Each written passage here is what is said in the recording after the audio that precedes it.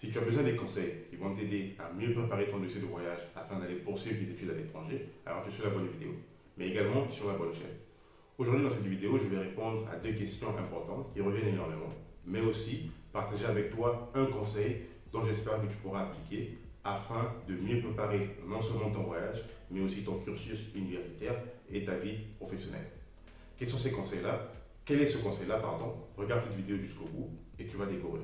Si tu es nouveau sur cette chaîne, ne manque pas de cliquer sur le bouton rouge afin de t'abonner et surtout de partager à toutes les personnes autour de toi pour ne pas manquer ce type de contenu éducatif.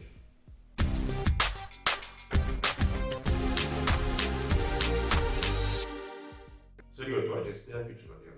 Avant d'entrer dans le vif du sujet de cette vidéo, répondre aux deux questions dont j'ai parlé précédemment et surtout le conseil dont tu auras besoin, je tiens tout simplement à souligner quelque chose dont j'avais parlé amplement dans la vidéo précédente. Jusqu'au 15 novembre, donc c'est une promotion qui a commencé depuis le 10 octobre jusqu'au 15 novembre, une université en Pologne avec laquelle nous travaillons propose des inscriptions gratuites en année préparatoire de langue. C'est une université de business avec des programmes en licence et en master en anglais. L'année préparatoire, l'inscription sera donc gratuite, mais si tu as déjà un niveau d'anglais avec un certificat niveau B2, tu peux directement postuler en faculté et cela gratuitement jusqu'au 15 novembre. Quels sont les documents dont tu auras besoin? Il te faut le bac, le relevé de notes du bac ou l'attestation de réussite. Si tu postules pour un programme en licence, il te faudra donc ajouter la licence avec ce relevé de notes. Tous les documents doivent être traduits en anglais et légalisés au ministère des Affaires étrangères. Si tu es à l'étranger, dans un autre pays hors de ton pays d'origine, tu peux faire légaliser les documents dans ton ambassade. Il te faut également une copie de passeport, un passeport en cours de validité. Si tu as ces documents-là, tu peux les envoyer. En bas, tu trouveras les informations de mon adresse email ou le site internet via lequel tu peux également postuler. Tu nous envoies tes documents, tu stipules bien que tu souhaites postuler pour ce programme d'anglais et nous allons obtenir ton inscription en quelques jours. Si tu n'as aucun niveau en anglais, ne t'inquiète pas. La première année sera donc l'année d'apprentissage de langue jusqu'à atteindre un niveau B2 et ensuite tu passeras en faculté. Voilà le message. Maintenant, je vais rentrer dans le vif du sujet et répondre aux deux questions dont j'ai parlé précédemment. Quelles sont ces questions-là? La première chose, si tu possèdes un bac antidaté, quand je parle d'antidaté, c'est un bac qui est vieux de 2, 5, 6, 10 ou 15 ans. Est-ce qu'avec ce bac-là, ou une licence qui est vieille de quelques années, tu peux postuler pour aller étudier à l'étranger? C'est une question qui revient énormément, parce qu'il y a plusieurs personnes, et je reconnais en Afrique, qui obtiennent leur bac, qui n'ont peut-être pas les fonds nécessaires pour aller étudier à l'étranger, ou qui ont même postulé pour certains pays et ont manqué le visa. Ça arrive.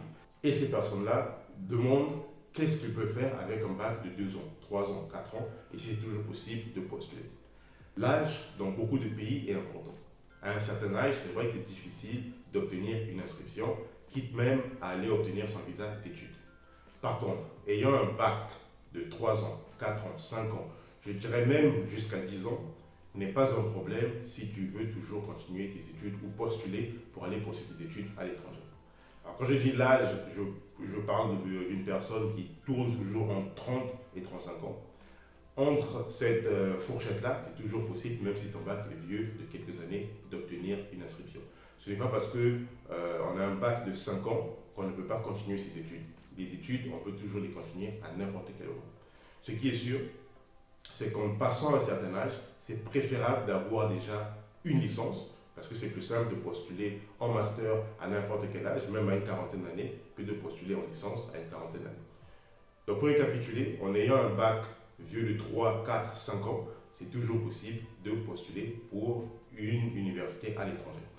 Il est vrai que dans certains pays comme la France, où c'est vraiment un peu strict, il faut justifier les années qui sont passées. Qu'est-ce que tu as eu à faire pendant ces années-là? Ça reviendra donc au conseil que je vais partager au bout de cette vidéo, donc regarde là jusqu'au bout. Pour la deuxième question, c'est une personne qui me l'a posée il y a quelques jours et ça a attiré mon attention parce que j'avais déjà eu à répondre à cette question à d'autres étudiants et donc je préfère joindre cela dans cette vidéo. Si tu as un passeport avec une profession marquée, c'est le cas principalement au Congo-Brazzaville, je ne sais pas dans d'autres pays si c'est possible, mais au Congo, dans le passeport, c'est possible de mentionner la profession. Donc si tu es commerçant, si tu es marketeur, comptable et autres, et cela est mentionné dans ton passeport, est-ce que c'est toujours possible pour toi de postuler pour aller continuer tes études à l'étranger? Et en fait, oui. Ayant une profession marquée dans ton passeport ne signifie pas que tu ne peux plus continuer tes études. C'est toujours possible pour toi de continuer tes études parce que les études, à n'importe quel âge, on peut toujours avoir cette envie-là d'augmenter son bagage intellectuel, d'augmenter ses diplômes afin de mieux gagner sa vie ou d'avoir un meilleur job, un meilleur poste d'emploi ou gravir les échelons dans sa compagnie. C'est toujours possible. Donc n'ayez pas crainte. Ne pense pas que parce que tu as une profession qui est marquée dans ton passeport, que c'est la fin du monde, que tu ne peux plus postuler pour aller étudier à l'étranger ou tu as l'intention de refaire un nouveau passeport avec une profession marquée étudiant. Ce n'est pas nécessaire. Lorsqu'on postule dans les universités, très peu, et même aux ambassades, très peu vérifient la profession du passeport parce que c'est un détail qui est marqué juste dans certains pays. Et même s'ils prêtent attention à ces détails-là, ce n'est pas une fin en soi d'avoir eu à travailler quelque part et de décider d'aller poursuivre des études après quelques années. Et enfin, pour terminer, voilà le conseil que j'ai envie de partager avec toi aujourd'hui. Si tu viens d'obtenir ton bac, ou si tu es encore en classe de terminale, si tu travailles déjà et tu as des intentions d'aller poursuivre tes études à l'étranger, voilà ce que tu peux faire dès à présent en attente d'obtenir ton visa. Si tu vas rester dans ton pays pendant quelques années, le temps de collecter les fonds ou quelques mois, qu'est-ce que tu dois faire? La réponse est simple. Mon conseil serait d'apprendre une langue. Il y a énormément de centres de langue dans nos pays, que ce soit l'anglais, l'allemand, l'espagnol, le portugais. Apprenez les langues pendant que vous êtes au pays. Ça ne sert à rien de rester à la maison en attente de quelque chose, parce que la patience, ce n'est pas rester à la maison et attendre qu'une opportunité arrive. La patience, c'est agir en attendant. Et comment tu peux agir? Apprends une langue. Les langues que je recommanderais d'apprendre, premièrement, c'est l'anglais. L'anglais est donc la langue du business, la langue internationale. Et dans n'importe quel pays, tu peux postuler et aller poursuivre des études en anglais. Même en France, en Belgique, en Pologne, au Portugal, en Lituanie, en Allemagne, j'en passe. Il y a des universités où tu pourras aller postuler en anglais. Donc la première langue que je recommanderais d'apprendre, c'est l'anglais. La deuxième, si l'anglais ne t'intéresse pas et que tu aspires à aller poursuivre des études en Allemagne, en Espagne, en Italie ou au Portugal, apprends ces langues-là. Ce sera donc plus facile pour toi de trouver une université et d'aller directement commencer ton programme.